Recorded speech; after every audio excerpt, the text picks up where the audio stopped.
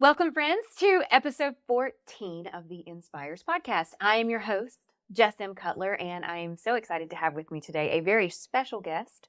No stranger, not to me at all. In fact, someone I know extremely well. My chosen and God-given best friend. She is my sister, Bethany Marshall Holden.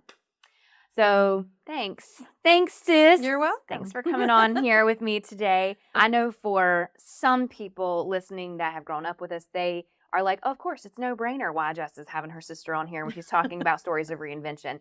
But I do feel like for a vast majority of the people that we know here now in our life, and especially just kind of moved away from those people that we right. I feel like a lot of the people now that we are here with don't know your story. Mhm. So I thought this was a really great opportunity to just talk with you about it. I'm not going to lie. I like to use a lot of time Bethany's story as a conversation starter in like really awkward settings.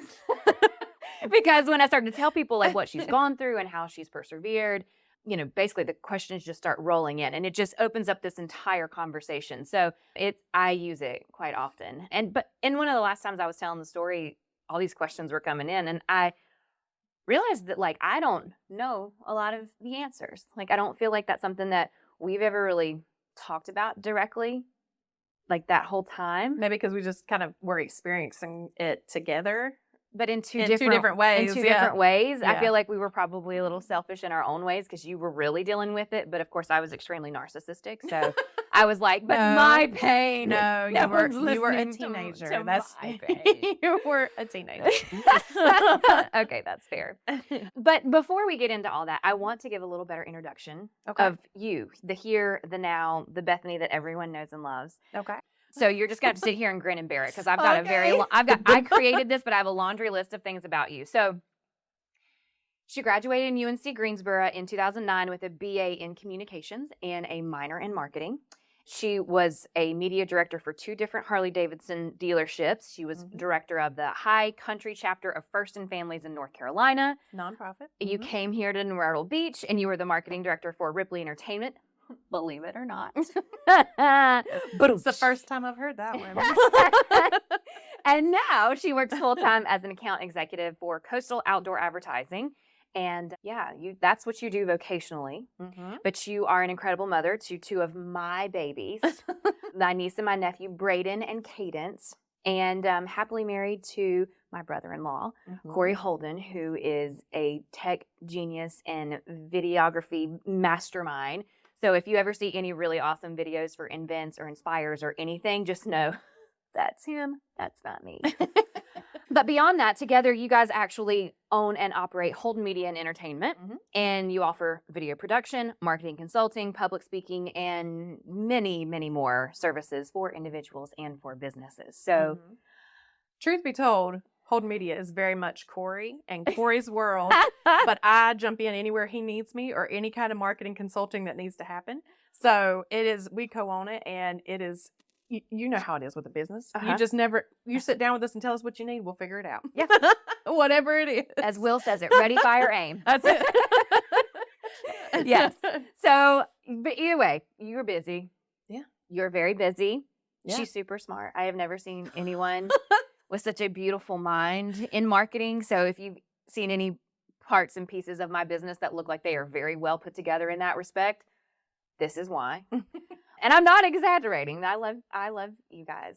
I love you guys. So, but with all that being said, and for anyone who knows you now and the incredible person that you are, it's quite a shocker and is a conversation starter whenever I like to casually drop the line, oh, yeah, well, my sister lost all of her memory when she was 17 years old.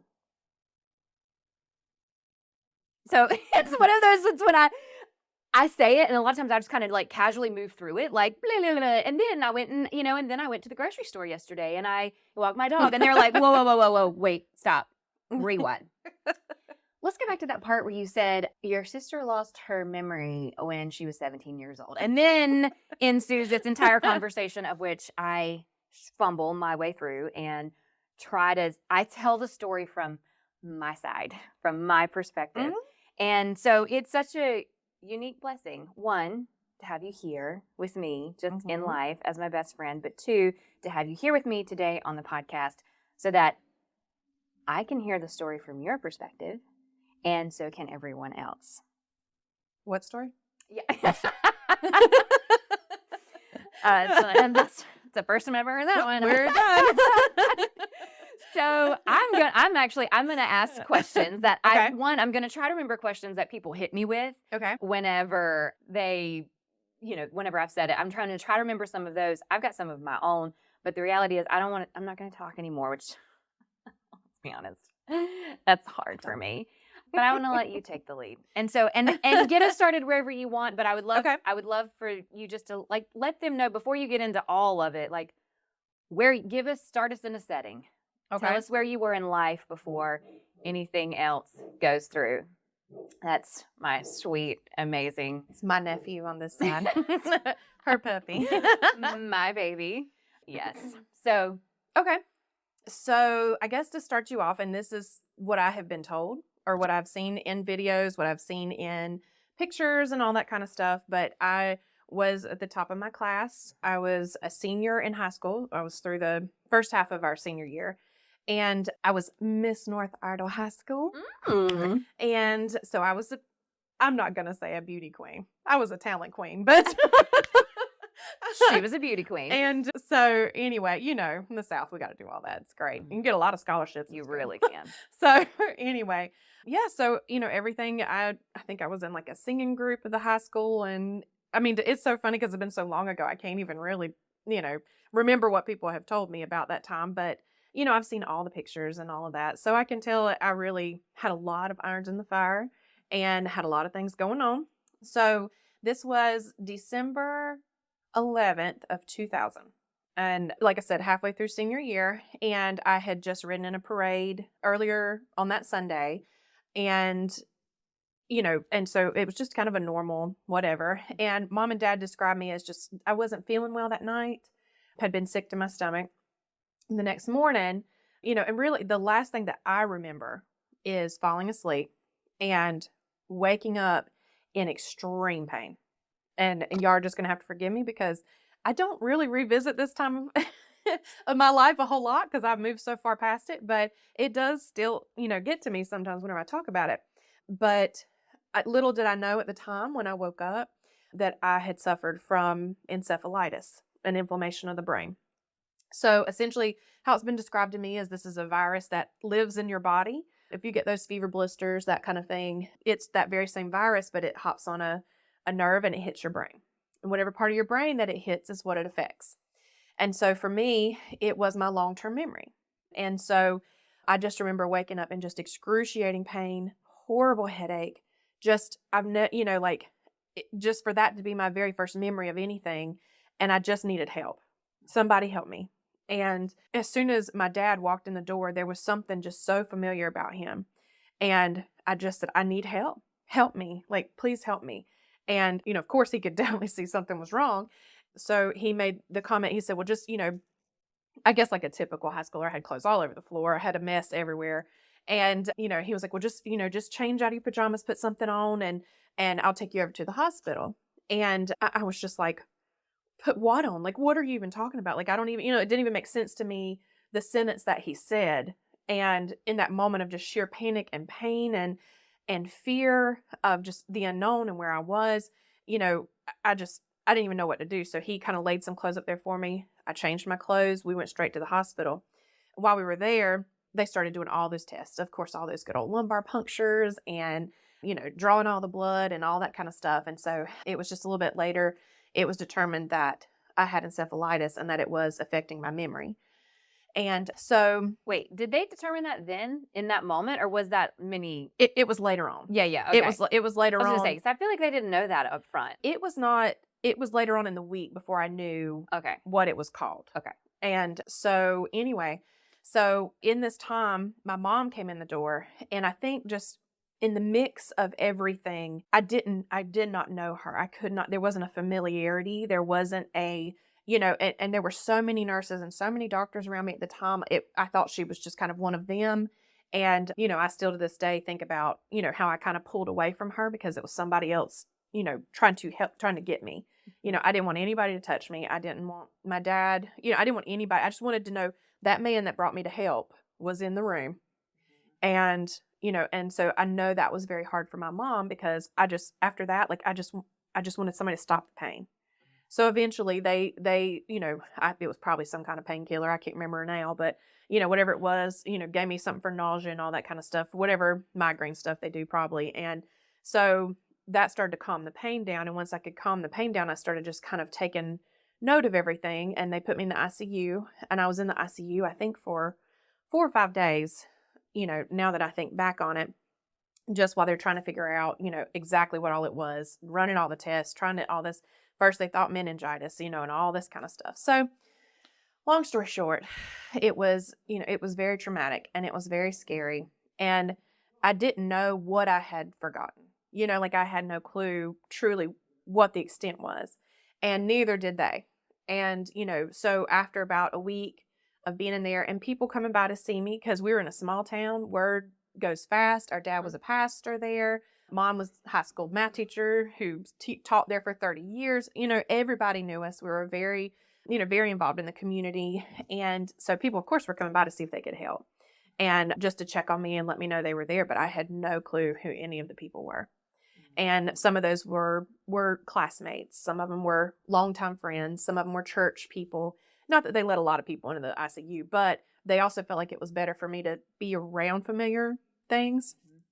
And I still remember to this day the question that the doctors would ask me. I mean, I think I felt like almost hourly. What's your name?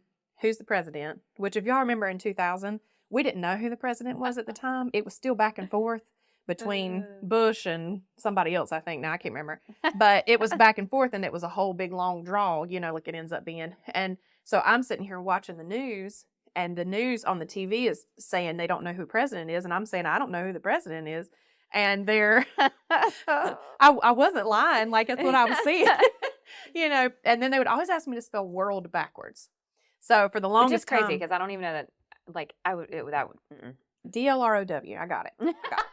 But it's, I used to wear a bracelet all the time because I was always afraid that it might happen again. If it happened once, what would keep it from happening again? And I wore that bracelet nonstop. And literally it was not until you got married that I even took it off. I mean, years and years I remember after. it was like rusted. It was rusted shut. Yeah. Because I was so afraid. I had my information on the back of it, and on the front it said DLROW, because I thought if they ever ask me that again, if this ever happens again, I'm ready.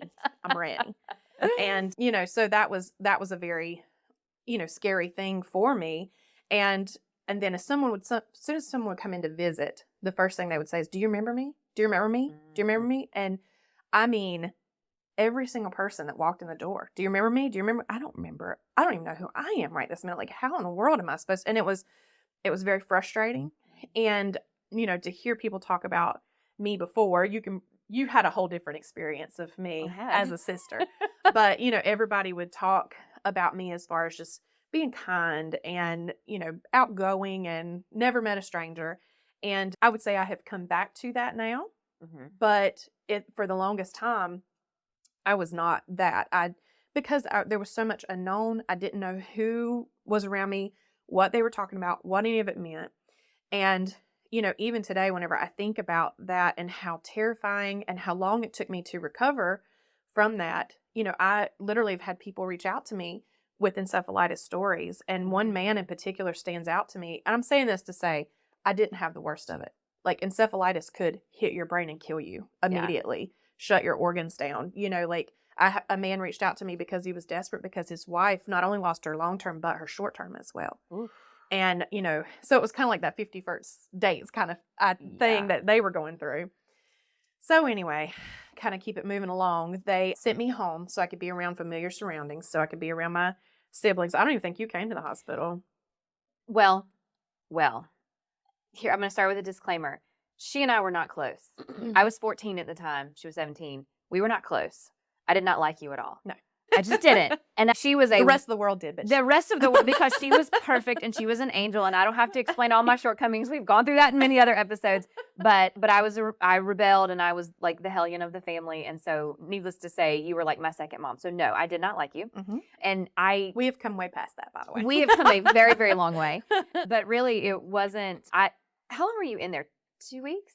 I Total? was in ICU, I think 4 or 5 days, and I think maybe like it was probably like a week and a half in total. Okay. I think. Well, so it was like towards the end of your time being in there, and like I remember. So Diane Hankins is the one who pulled me out of class, and basically, like you can imagine, was just like, "No, Jessica, like I just want to give this to you, and like it's going to be okay." And I was like, "Okay, give it to me." And they were like, "Your sister's in the hospital. She's lost all of her memory." And I was like, no, she hasn't. Tell her to get up out of that hospital and stop playing. She is ridiculous. She is such a drama queen. Y'all are all fooled, and you need to stop. Like, that's just how I felt whenever I heard. I just did not believe it. And I think that was really like I think for a lot of people, they were kind of like, it's like you can't even comprehend those words, because who would believe that? That's not realistic. Like, who really, I mean, like soap operas, sure, everybody loses their memory, but like real life, that's not real life. Oh, yeah. So when I heard it, I didn't believe it. And I certainly wasn't going to go feed into your fantasy world at the hospital. But it was after a basketball game on like a Friday night. Dad was like, "I'm taking you to go see your sister." And see, what I remember, you don't remember me in the hospital, because when I walked into the hospital, disclaimer, this is also very hard for me to talk about, but when I walked into the hospital, the first thing they said to me was, "Remember, Bethany, remember what we told you a sister was? This is yours." And like in that moment, I turned around and walked out. Because I was like, oh, now she's just taking it to the nth degree. Like, I cannot stand in this room and actually believe that this is really what has happened to her. So I didn't stay. So I did go, but I did not stay. Yeah, I don't remember you there. I did not stay. I don't even know what was the hardest part. If it was seeing you that way, or if it was like walking in there and realizing that like, you no longer even knew who I was. When did it really hit you it was real? In that moment. In that one? Yeah. So, and that's really, I'm sure if someone didn't believe me, they didn't say that to me. Get up out of the bed, or anything like that. But I had very, very severe headaches that started when that started. And it was years before they even started to even let up in a little way. And I mean, to be honest, like, they put me on some medicines that would help here or there, but it was not until I was pregnant with, Corey and our first child that I started to even have a couple days where there wasn't. And so those severe headaches caused me to really withdraw even more than I probably should have at the time, just because I was in so much pain. I couldn't stand the light. I couldn't stand the heat. And I'm still very sensitive to all of those things. And my headaches are. And, so it's one of those things where back then it was easier just to say, oh, like I don't feel like going, and not go anywhere, than to actually go out and meet these people or see, and they wanted me around familiar surroundings. And so that's why they sent me home, and I started to try and kind of figure out my world, And so I felt always very comfortable with our grandparents, Mama and Papa. And literally, Mama had just retired. Papa had not yet. So I got my occupational therapy through my grandmother to help me get back into the real world. Mama retired, and so did I. And so my dad would take me over, and I would stay weeks at a time, just because I felt safe there. Mama and I would do crafts. She and I would watch tons of TV. And that's where I learned so much about the world. All the television. And it was one of those things where this is the one thing that I do regret from that time. And I could have never known how I would feel about it until later on, whenever I realized what it meant to be a senior, what it meant to graduate, what it meant that when you graduate and all your friends spread out and go, I didn't remember them, but they remembered me. And they, would come in to see me. And because I still remember Leellen Redmond, like it was yesterday, coming in and sitting down. Whew. And she said, she made a comment, like, you don't remember any of our sleepovers? You don't remember any of our birthday parties? She was like, it's just the wildest, basically, like, I miss you. I didn't remember her or our friendship. And I didn't. I could literally sit there and go through my brain as hard as I could go and not pull up anything of what she was talking about. I thought she was the nicest person, and there was something familiar about her, but I could not come up with any of that. My mom said to me years later, it wasn't at that time, but she was like, you don't remember one birthday cake I made for you. You don't remember any of that stuff. And as a mom now, whew, I'm gonna need you to stop. Like, this is what it is to be sisters. When she cries, I cry. I didn't even ask her if I should go get us some toilet paper. So anyway, y'all just gonna have to put up with makeup coming down my face, because like I said, this is not something I think about on the daily because my life has moved on so far from there. But I mean, even my husband can attest to, out of the blue, I never know when something's gonna hit me, in a certain way. I never know whenever I'm faced with something that I need to be able to pull from my childhood. Some people say, oh, you're lucky you don't remember any of your childhood. Well, according to y'all, we had a really great one. I don't remember. We did. We had a wonderful childhood. You know what I'm saying? And as my kids are getting older, I wish that I had that to pull from with them to say, oh, whenever I was in kindergarten or when I was in first grade or, whenever I started my period, this is what it was, like those kinds of things. So, but even like what I'm hearing you say is like, I mean, you were in so much pain at that time. Now, when you look back on it, it was like, because you were so engulfed in that pain, yeah, you weren't able to see the pain other people, exactly, what they were going through as they were feeling rejected and feeling forgotten and feeling just that moment and of I could not even fathom it because these were not people I knew. Right. Like, why would you be crying, leaving me whenever we just met an hour ago? Like, that was a very hard thing for me. I think one of my favorite people was Josh Neely and Justin Mitchell. Those two boys literally walked up into my life and said, look, I know you don't remember me, but I'm going to take you bowling tomorrow if you want to go. And I didn't know what bowling was, but all right, let's, like, if mom and daddy says I'm good, let's go, because I didn't, that kind of thing. And it was one of those where I think Justin Mitchell was the one who came in and said, look, we were best friends before. I know you don't remember, but we're going to be best friends again. And we were, like, he was not the people who came in and did not have any expectation of me and did not continue to, oh, do you not remember when we did this? Do you not remember when we did that? Do you not remember? Those were the people I felt the safest with because I didn't have to try and figure them out, I guess. They just were what they were. And so, for me, during that time, that was probably the hardest thing. Say, like, in Walmart, my dad would take me to Walmart. Dad and I started eating together every single day, probably 3 meals a day out. Yeah. And, he really became, because he had saved me the first day, he became my very safe place.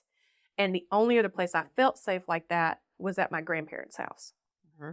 And so, and y'all, please don't discount my mom yet. She comes back into the picture in a big way. But this was just in the beginning, And so it was one of those things where my mom was also very respectful of the fact that I did not feel a peace and a calm and a safety yet with her. And it was very hard, but she did give me the space that I needed until it came time that I was able to.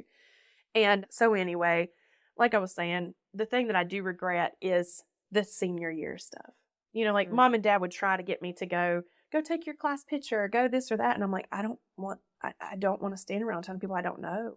Or they tried to take me back to high school and go to your math class. And I don't even know where I'm standing, much less where a math class is or what a math class was. Yeah. And luckily I was such an overachiever. I already had all the credits that I needed to graduate. You did. By Christmas. So this actually happened at a great time. If there's a good time for that, so I was able to graduate and I did walk across the stage, but I didn't really understand even what that meant, like what I had done to get to that point, and so gives a little bit of That's like the ones that didn't get to graduate and do those senior things whenever COVID hit. And it's Yeah. like, Yeah. I mean, Oh, I felt their pain horribly. right. Yeah. It's like, oh yeah, okay. It was well, all yeah. canceled. Yeah. Yeah. You know, and so for me, what was difficult was because, you know, those people that were coming around, and at this time, my mind was not open to hearing memories from the past because it Yeah. just, it didn't make sense and it hurt more than Mhm. anything to know and just to see the pain on people's faces. Mhm. Like that tore me apart, you know, like, oh my gosh, and maybe that's why too I felt safe at Mama Papa's because nobody really knew where I was.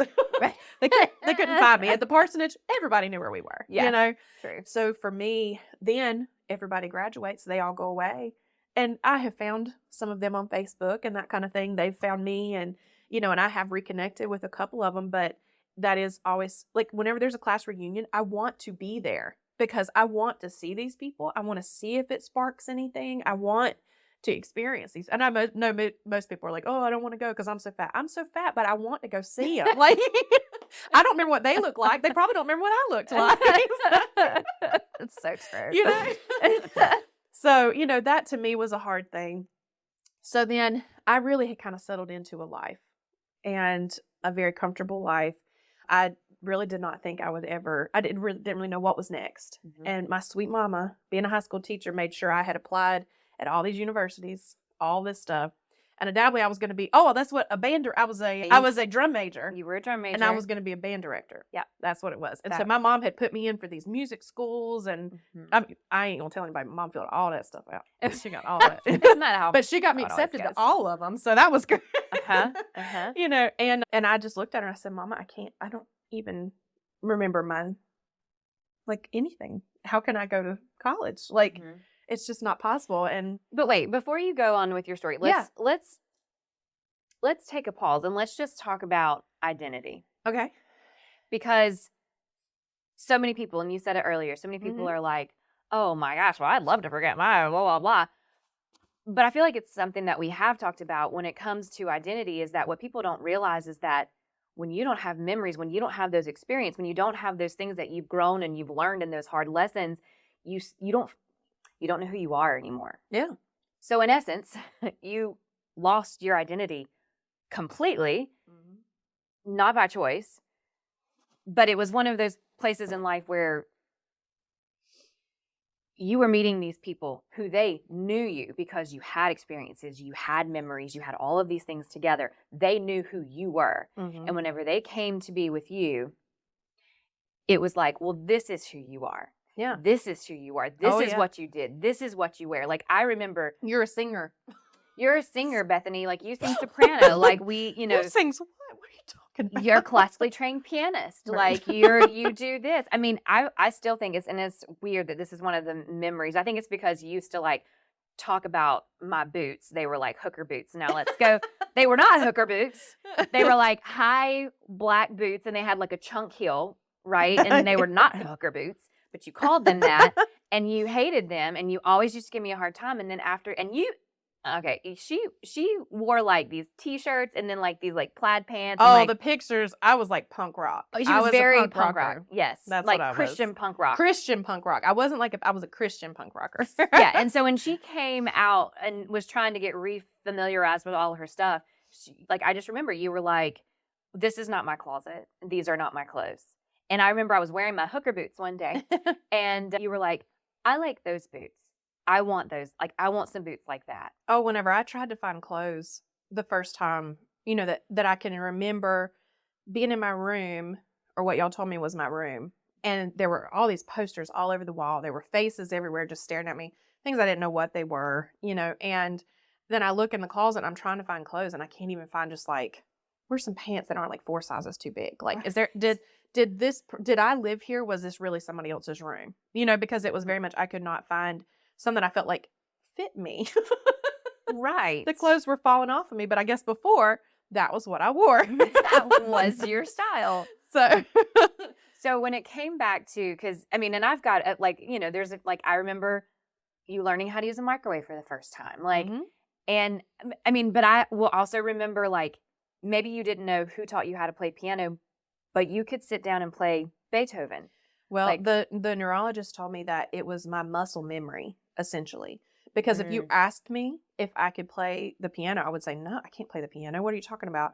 And, but people kept saying, Bethany, you've played piano for 18 years. You've all this. And I would sit down and I would just kind of, just mess around. And there was one night in particular, I remember just talking with Mom. She was in the kitchen and I'm just sitting at the piano and I'm just messing. I'm not even thinking at all about what I'm doing. And all of a sudden my hands start playing Furry Lease. Mm-hmm. And I'm like, is somebody hearing this? This sounds really good. And it was one of those things of just like, it was, back at the time I referred to it as like I had superpowers. Like I didn't realize, because I was finding out. And it was one of those things, like it was years, a few years before I even tested out a singing voice. But then as I started singing, I'm like, this don't sound half bad. This was, okay, all right. But I didn't believe people in the beginning because I just had no clue. I think one of my favorite stories now, at the time I was so embarrassed, but our 3, I call them little baby cousins. They ain't babies anymore. They got babies of their own. Right. They're adults. But Dustin, Daniel, and Derek, they will always be my babies. I was sitting there at Mama's and they were over. They would come over all the time. They all live, near Mama. Marshall Farm Road. Where we grow them. And they came over and we're just watching TV like we always do. And there's a cartoon on. Well, I had just recently found out that cartoons were not real. Dad had helped me to understand how it worked. There's a camera. There's this is how they do it. They have actors. This is animation. So Dad's kind of explained all that to me. So I'm sitting there with my 3 little cousins and bless Daniel's heart. He's so smart. He's still so smart. All of them are smart. But so anyway, we're watching. It's like dinosaurs. It's a cartoon with dinosaurs. And Derek, the youngest of them, says, Bethany, were dinosaurs real? I said, no, honey, it's a cartoon. It's a cartoon.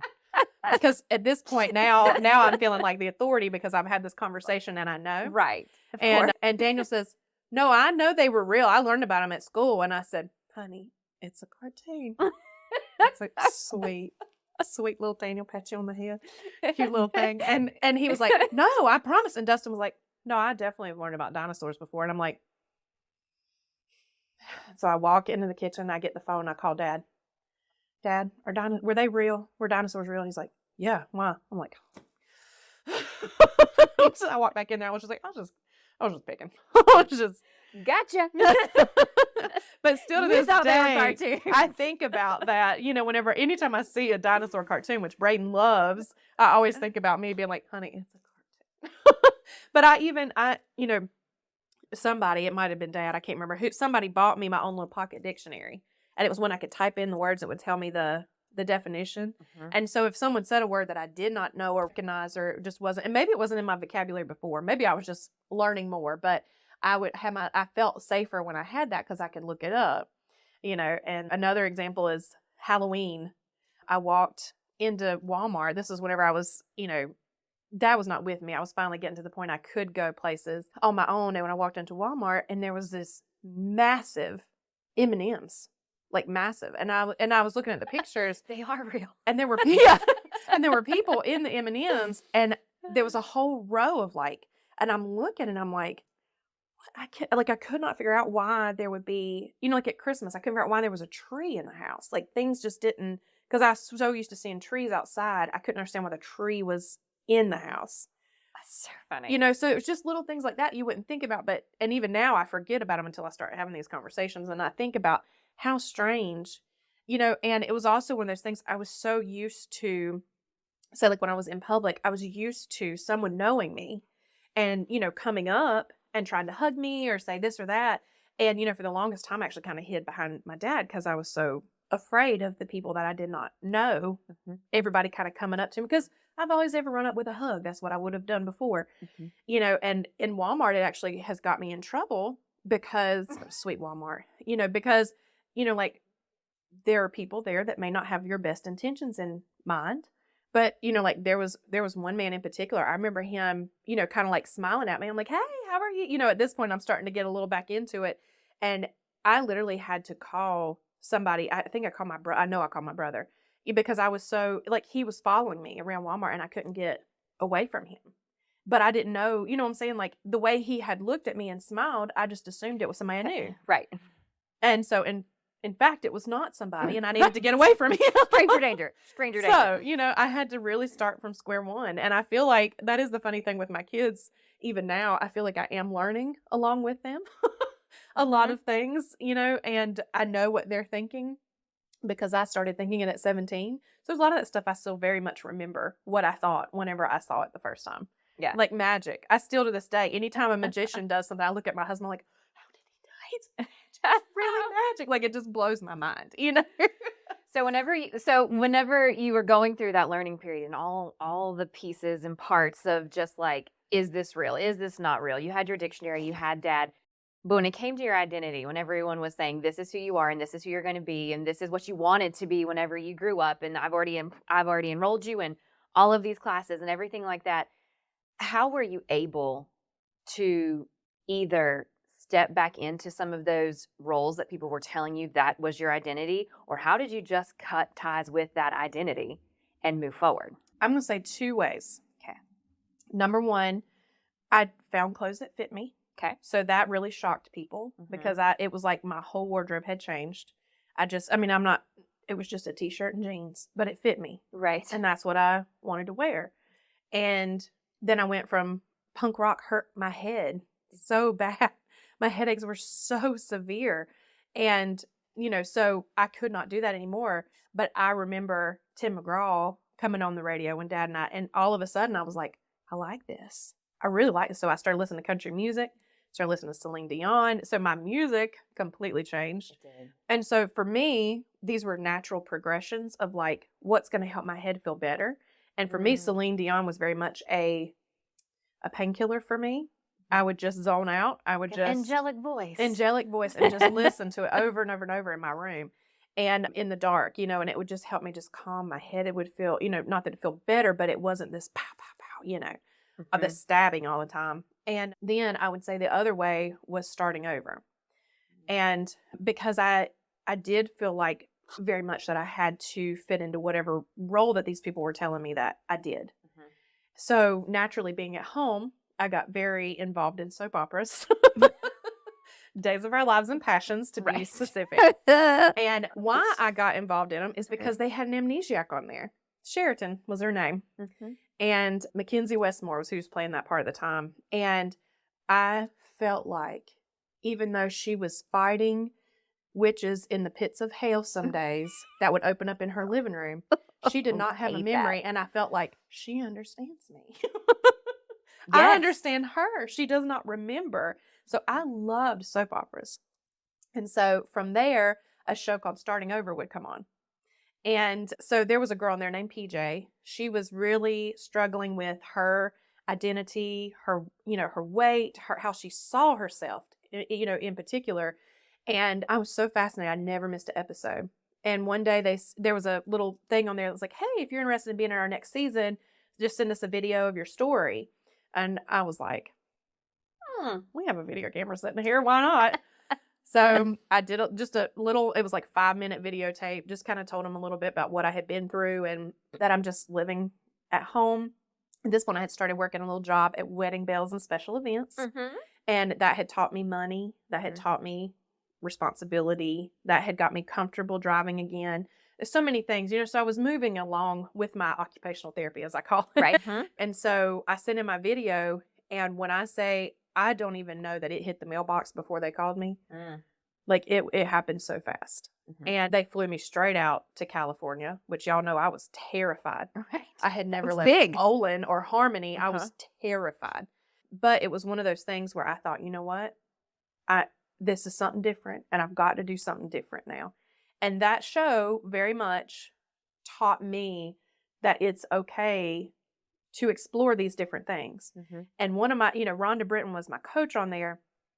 I can't even tell you all the different lessons, but the one lesson that I feel like that really helped me to move on was Iyanla Van Zant. She looked at me because I kept saying, you know, they would ask me like, what's next? Imagine a future. Imagine this, you know, and Rhonda had me have a play date with Vanessa Atler.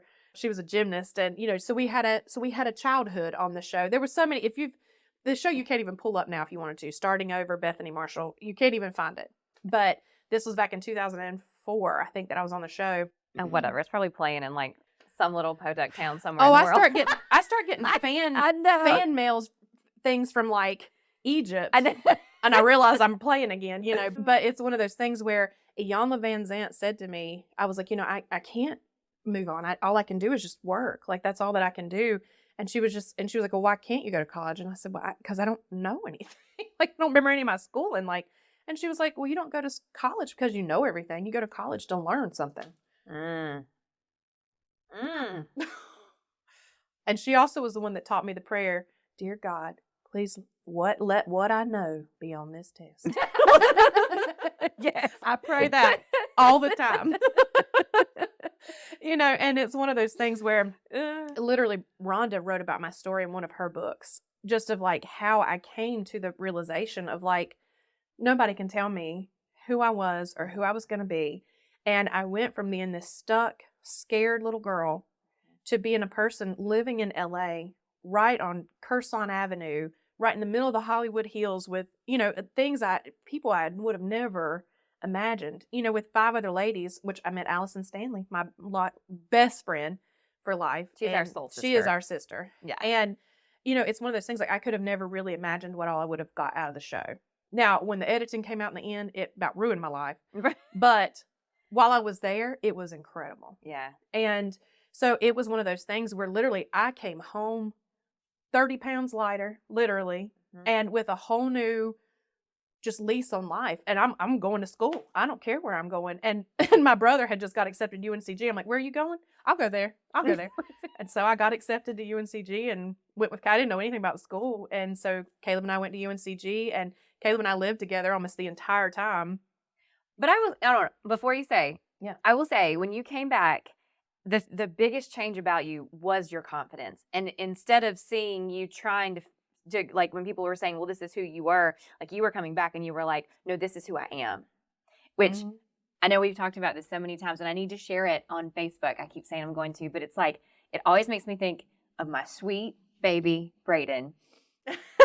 Because whenever he decided he was a big boy, it didn't matter what you called him. If you called him a baby, if you called him a dinosaur, if you called him Sonic, he would look at you and say, well, I don't know. He might agree with you with Sonic. Maybe. But if you looked at him and said, oh, you're such a baby, he would go, no, I'm a big boy. And that was like the biggest change when you came back, is that instead of, they were like, oh, Bethany, like you love steak. And you'd be like, no, I like chicken nuggets. Like you came back and you were like, no, like you don't get to tell me who I am anymore. I tell you who I am. It is my identity, not yours. Like, and I feel like that was the biggest difference that I saw in you from back before you left to go to starting over and when you came back from it. You know, and I think one of the biggest lessons I probably learned from Rhonda was, you know, like people can always tell you no. You know what I'm saying? Like if you're not supposed to do something, but get out there and do it.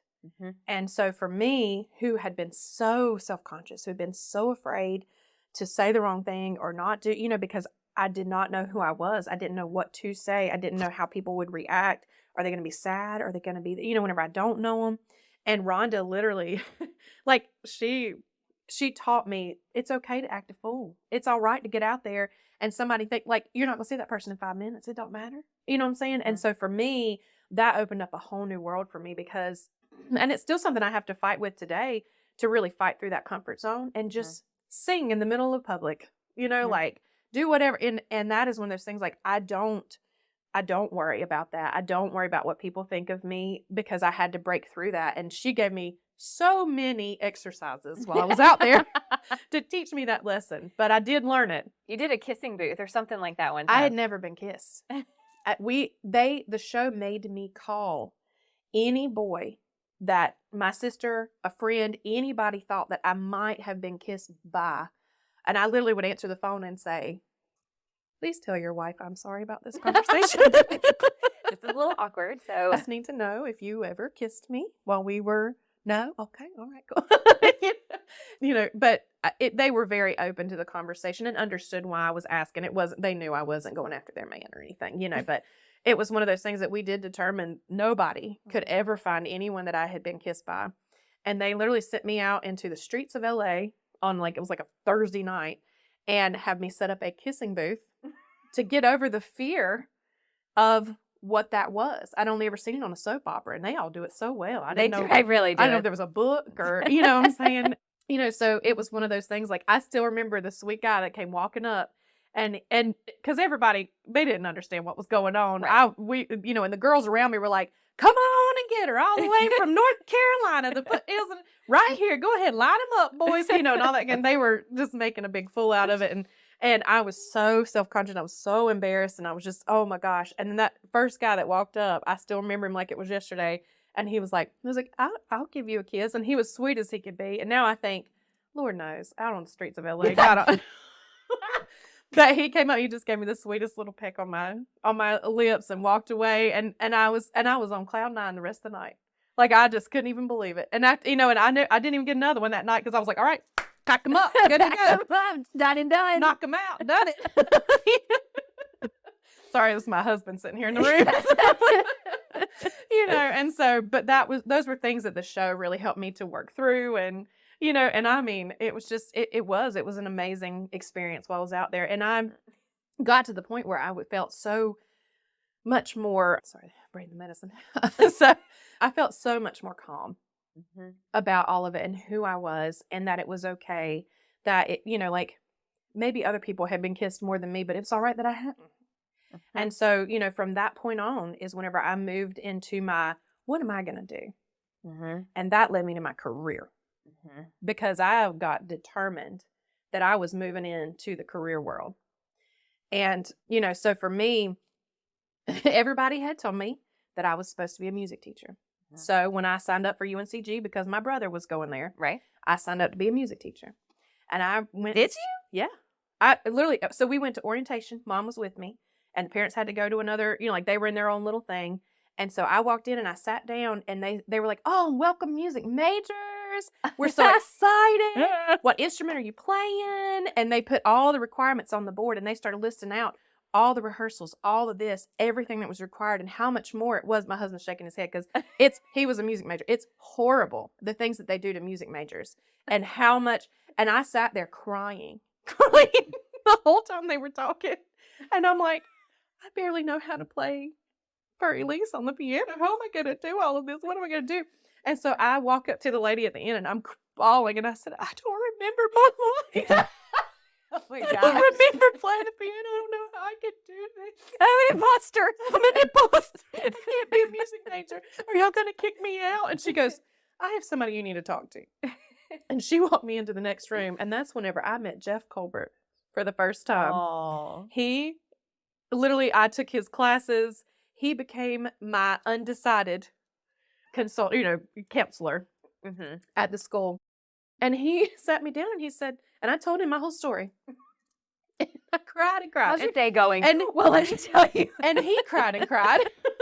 And he said, why would you come in here and not be just be undetermined? Like, he was like, try these things out. See what you want to do.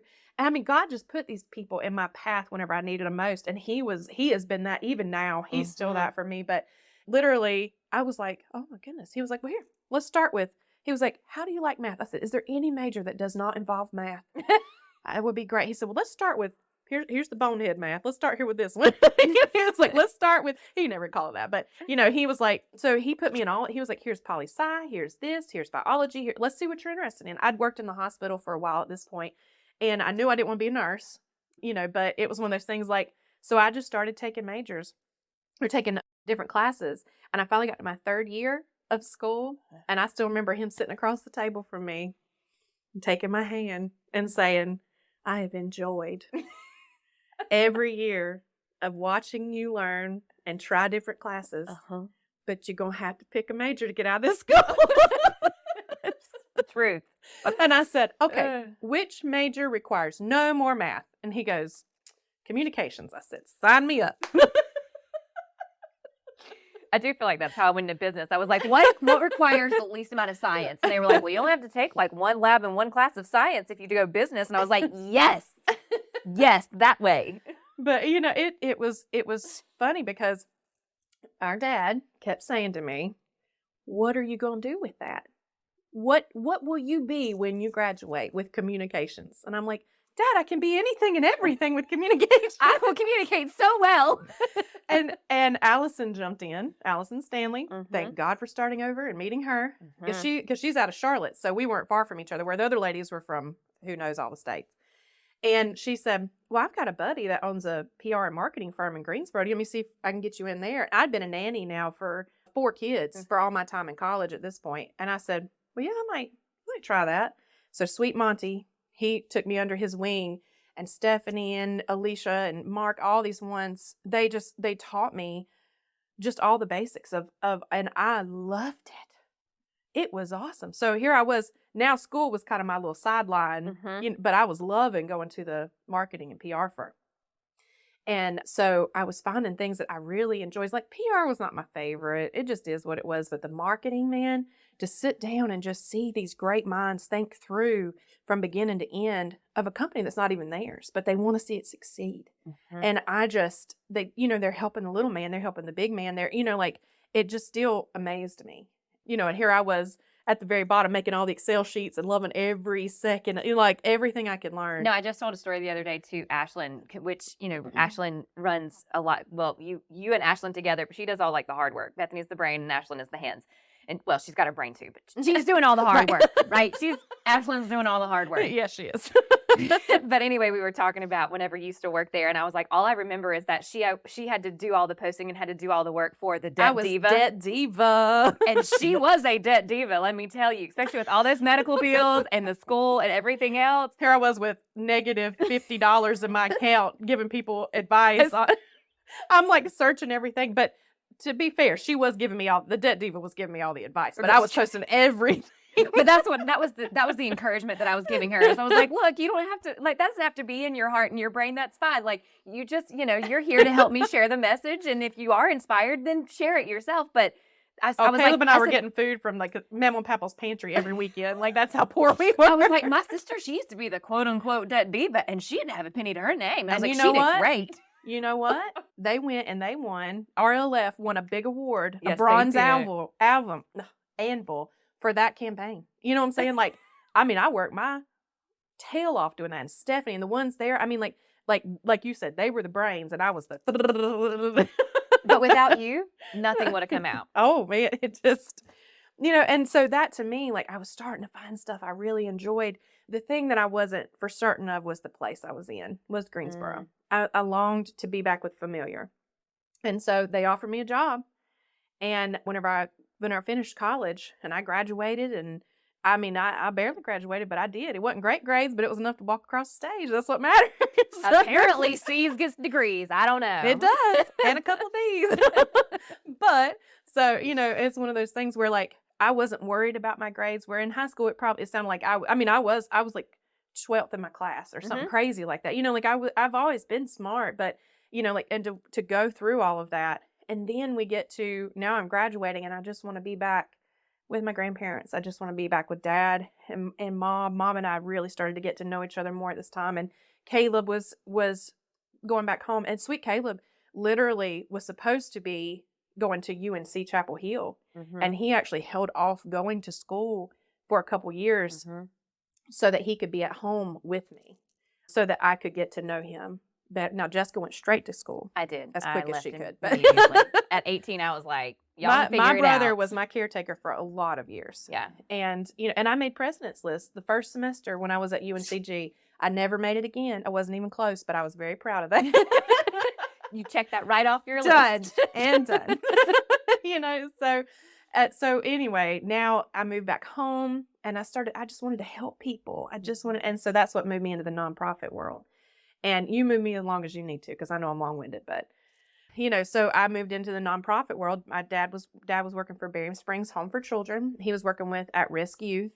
And I did not have a degree in that. I had a communications degree. Yes, you did. But what they had was a grant that they needed somebody to run and be the director of. And so it allowed me, I literally was over 5 mountain counties by the end of it, mountains in North Carolina. By the end of it, I was over even more. I can't even remember. It was 12 total counties.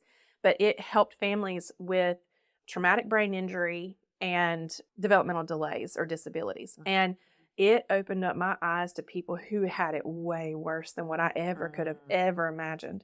And I met so many amazing people that I still stay in contact with today, like Merle and Jesse. And I mean, like, it led me into starting to do the marketing for the Harley shops. And that's where I met all these guys at the Harley place that I just thought was awesome, because I got to get on the back of a bike and ride, and they were like, well, hey, if you do marketing, why don't you help out with this? So then I started doing their graphics and doing the, all that. So I became their media director. And, and while I was still doing that, I always had to work 3 or 4 jobs, because I was learning so much, So literally during my time there, and it was the hardest thing ever to leave those families in the mountains, because if y'all have not seen the poverty levels, if you've not seen like the things that I saw while I was there, and people that were just gracious just for a coat, like it just really took me to a place of like, it has been rough, but it is not as rough as what people have it. Like, you definitely don't have it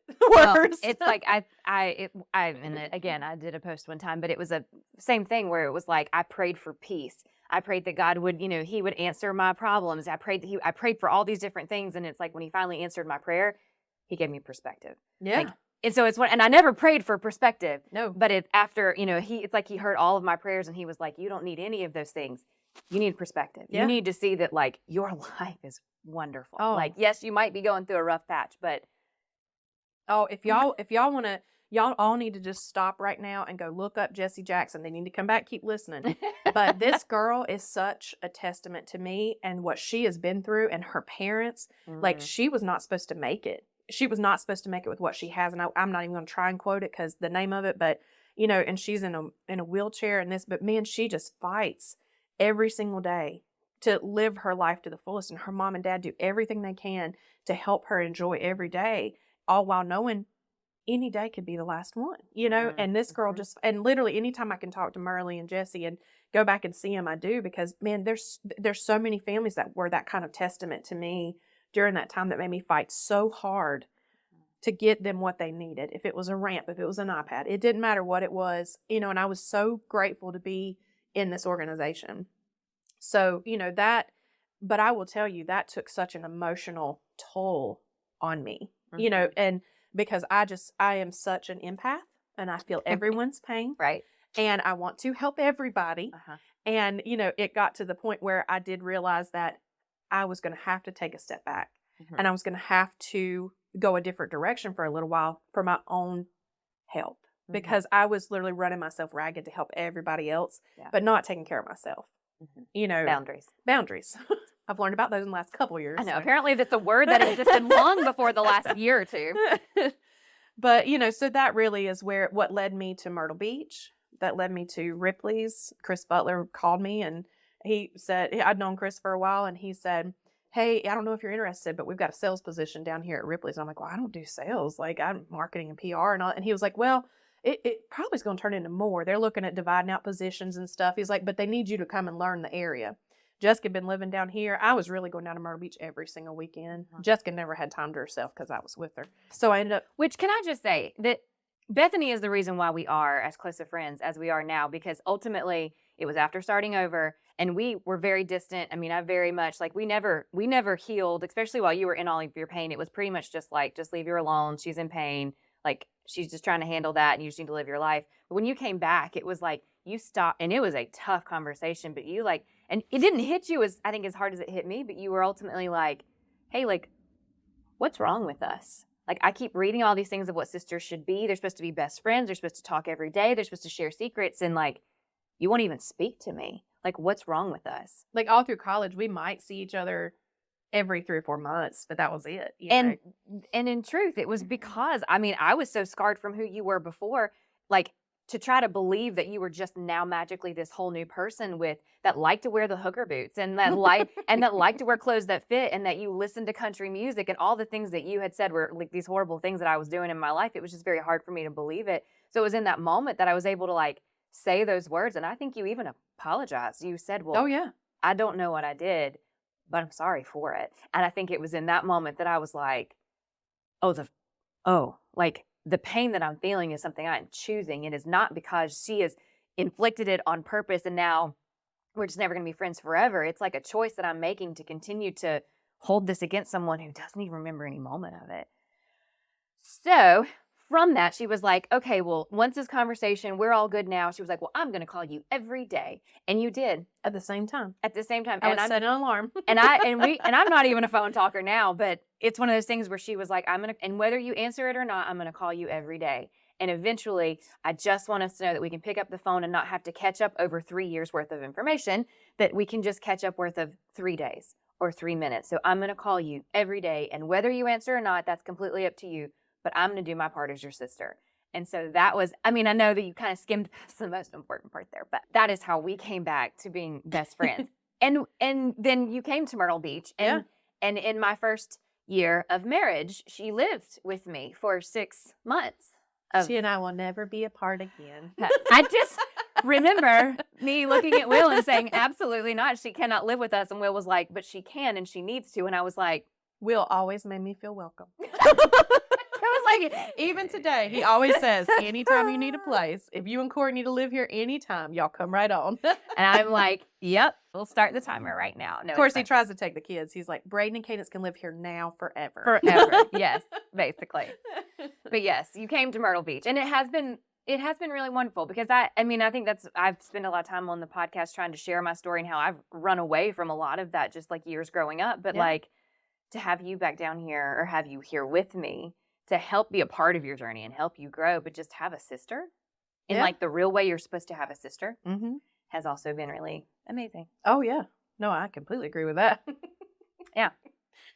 All of our adventures. All of our adventures. So if you, and I don't want to cut you off. Is there any more parts of your stories? I have a really great question, but I'm trying not to forget it.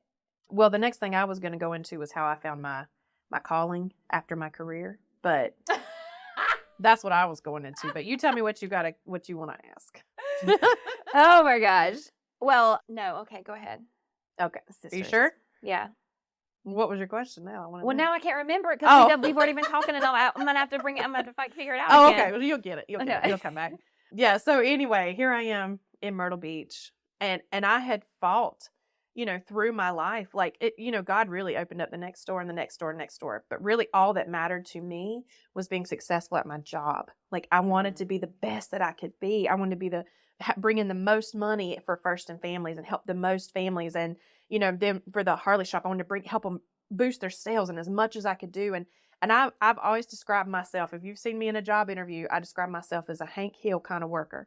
I talk about propane and propane accessories nonstop. Like whatever it is, I'm going to do it, and I'm going to do it to the best of my ability and work as hard as I possibly can. It don't matter if it is shoveling horse manure, picking up after chickens, working for the biggest company. I mean, Ripley's, believe it or not, it still blows my mind that I was a salesperson and then a marketing person for them. And I love my time from Ripley's. It taught me so much about myself. But the most important thing it taught me was to not let a job control me. And my whole time, up till this, it was, I would work 100 hours around the clock and not think a thing about it. At Ripley's, like we were working 100 hours a week. Like it was, especially in the summer, it was nonstop. And I had no work-life balance at all. And Jessica would preach to me. And I'm like, Jessica, how in the world am I going to get all this done if I don't work 100 hours? And Jessica was like, it's still going to be there. It'll when you be get there tomorrow. And I just thought she'll grow up one day. She'll grow up and understand. And I just kept thinking, she's got like a 10-year-old mentality at this point. So it's fine. She just has to live an adult life. She would count up how many years it had been since I lost my memory. And she'd be like, I'm dealing with a teenager right now. Okay. I can't tell her anything. It's fine. Which this year I turned 40, but technically it wasn't 40. What did I tell you? Can you remember what it was, Corey? 21. Oh, was it 21 this year? He can't remember either. But you know what I'm saying? Like, so I count from whenever I lost my memory. That's my actual birthday in my mind, because that's all I remember. For the longest time, she would always say, well, if I can't remember it, it doesn't count. Oh, no, it counted because we remembered it. So, with Ripley's, there were a lot of life lessons that I learned, but the best thing that I got out of it was my husband. The best thing that I got out of it was your husband as well, not just getting to know Corey as a DJ and then as my videographer and just this incredible brain. Yeah, it's the best thing that I got out of your time at Ripley's as well. But y'all, I mean, like I had hit the pinnacle. You know what I'm saying?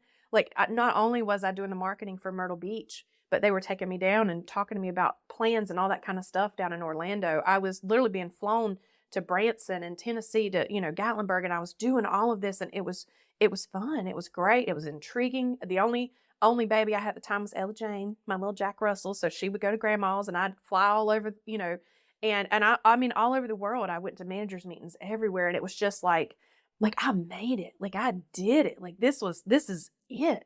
This is what I've been fighting for, and there was something so still unfulfilling in what it was, because I would just come home, sleep, and then get right back, and usually work most of the night and then go right back to the office in the morning. And even though it was such a fun job and it was so many great things, I started talking with Corey, you know what I'm saying? And he and we were having to work over 100 hours together at the time, but it was one of those things like that I realized that there was a possibility of a world outside of work. And that had never even, come into my mind at all. And so he and I kind of unwittingly fell into a relationship. And wasn't long after that, Braden came along, and it was one of those things where I can't even tell you how quickly I fell into my calling after being at the pinnacle of my career. And it took Braden being born to make me go, I don't care 1 ounce about work. I don't care at all about work. I don't care about being at the pinnacle. I don't want to go any higher than Ripley's Believe It or Not marketing. I just want to spend as much time with this little boy and watch him grow that I can. This is all that I want. I just want to be with my family. And I mean, it's funny how that calling to be a mother, I did not remember. I didn't remember, and Mom used to say, oh yeah, no, you've loved kids. You always want to be with kids.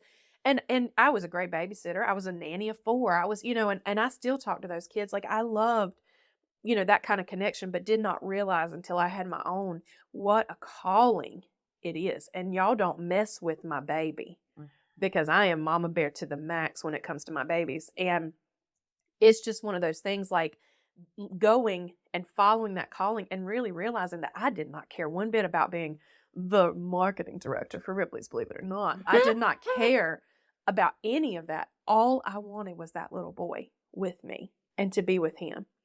And so at that point, I made a call to 5 different companies, and I got calls back from 4. I got offers from 2. I took the offer from Coastal Outdoor to stay here. I turned down Discovery Place in Charlotte because it was going to force us to move everything. And Corey was really building Holden Media at this time. And he's so well known down here in this area. It was hard to think about jumping into a bigger pond whenever we knew that we we knew people here, and so we stayed here. And it's funny that now my calling, which is my kids, the only reason I go to work, I now enjoy work. It used to just be something I had to do all the time, and I was pressed, and I'm in a company that truly, like I can just call my boss at any time and say, look, Braden's sick. And she's like, do what you need to do. And that's all she said. Like, I don't even have to tell her he's sick. She'll say, I do what you need to do. And they value those things, and they value family. And it's funny because when I was a marketing director at Ripley's, I was handling all of this. And now I'm selling billboards. I'm doing one of these things that used to be all of those. And I love it. You know what I'm saying? I love it. And then on top of that, it has also now I'm getting to the point that, and Corey's afforded me through Holden Media to come in and talk to people about their strategy and help them know how to help themselves in their business. And every day, whenever I'm sitting there and talking about billboards with possible people, I don't care if you want a billboard or not. I want to know what your strategy is. I want to know what you've done, what you're thinking. And it gives me the opportunity just to do marketing for fun. So my career that I was so driven at all this time has now become part of that passion and that calling, because it allows me time with my kids, which is the only thing I care about. And my husband. I want to be with my husband, my family. It gives me time with them that I never had before, but it also, gives me the opportunity to do what I love it. When you send me a problem, you can't sell this, you can't sell that. I love just seeing, okay, what is it you've done? Well, let's try this. All right, well, if that fails, let's get up quick and try something else. Let's roll, and so for me, marketing is a very fun thing. And I learned that through this whole process, but I was going to school to be a music teacher. Right. You know what I'm saying? So for me, and I just want to say this, if you're going through something right now, if you're going through a physical hardship, if you're going through these kinds of things, that really throws you back or throws you off course, I didn't just automatically come to terms with it. Like, I was mad. I couldn't understand why I would have lost my memory. I couldn't understand why these things were happening to me. And it was almost 7 years later. Actually, I think it was 7 years later after I lost my memory that I just had this moment of just like complete clarity whenever I had spoken with someone who had just gone through, their daughter had encephalitis, and they had called me. And I just, even recently, as a couple months ago, had a family reach out to me desperate because their daughter had lost her memory. This one had kids. You know what I'm saying? Like, it was just, it just hit me, and just, I literally get chills just thinking about it. But it was not an automatic acceptance. I had to really wrestle with God. Why would this happen? Why, and it was one of those things, like, one day it was just kind of like, you don't ever have to understand exactly why, but to see the why in it, because of the amount of lives that I touched, the amount of lives that I've been able just to be able to meet and do, and this whole new path that I've taken, this super hot husband that I have, you know what I'm saying? Like, this was not the path I was heading down. It was not. And you in this moment may feel like your life is out of control. You may feel like whatever your health problem is, that you're not, that there's no reason for it. Why am I just suffering? Believe there's a reason for the things you go through. And like I said, it was 7 years before I ever went. I mean, I think I was even looking at the clouds when I was like, no, I can see. It all makes sense. Like, and it was just, it's one of those things that even since then, I still struggle with things every day. I still struggle with how I feel about how I look. I still struggle with, all of these different things. I'm not on a whole nother level. I'm on everybody's level, but it's one of those things that we all go through hardships. We all have horrible things that happen. We all have things that we can't control, but man, it's the mindset that you keep through it. And, and to quote Elsa or Anna, whichever one, just take the next step, just do the next right thing, and if you truly trust God, the doors are going to open, even if you just have faith of that mustard seed, the door's going to open, whether you believe it or not. God's going to help you walk through whatever it is. I always go to that verse. It's like, consider it pure joy, brothers and sisters, whenever you face trials and tribulations of various kinds. Yeah. Knowing that the testing of your faith produces perseverance. But let that perseverance make you perfect. And that's a little rephrasing there at the end, but I couldn't quite remember the very, very end of it there. But it's like, how hard is it in that moment to consider it pure joy? He's not saying it is pure joy, but if you can consider it pure joy, and the sooner you can get into that mindset of like, there's hope at the end of this. Yeah. There's a reason this is happening. The sooner you can get to that mindset, one, it will carry you through it. But when you get to that place and you're sitting there, it's like just that perspective that you get there at the very end is like, and it's one of those things you can't force it. You can't literally go, I'm going to sit here and come up with the reason that this is happening right now. There's got to be a reason. I'm going to decide it right now. I'm going to figure it out. It literally, God will show it to you in His time. And and I know that sounds like the preacher's daughter answer, but it is the truth. But it is the truth. It is the truth. And it's one of those things, like, for me, I mean, we're going to continue facing hardships. There's not anything that we can do. No. There's going to be something happen. We had a death in our family just this last week, but it's one of those things, like, literally all I can do is take it a day at a time and face the next thing as it comes and not worry about tomorrow, because it'll take care of itself, and that's just, to me, the most important thing that I've learned, and the exciting thing to me about the fact that what I love to do, what God led me into, and what I enjoy so much, and it just like gets me, has become now my fun. You know what I'm saying? Like, I am with my kids. I am with my family. All I want to be is with them. And I get to do all the fun stuff. Like, I literally go to work because it is fun. I enjoy the people I work with. I enjoy selling billboards. If you need one in Myrtle Beach, call me. But it's one of those things, like, I enjoy hearing what you're doing in your business, what you're doing, like how your business helps the community. And so for me, it now what my career has turned into my fun. You know what I'm saying? And I will continue to do it because I need money for my kids, which are my passion. Which is your why. Okay, well, you have given so much today, and I hope that I hope that everyone has been as blessed as I have been to hear your story and to talk through it and just to laugh with you.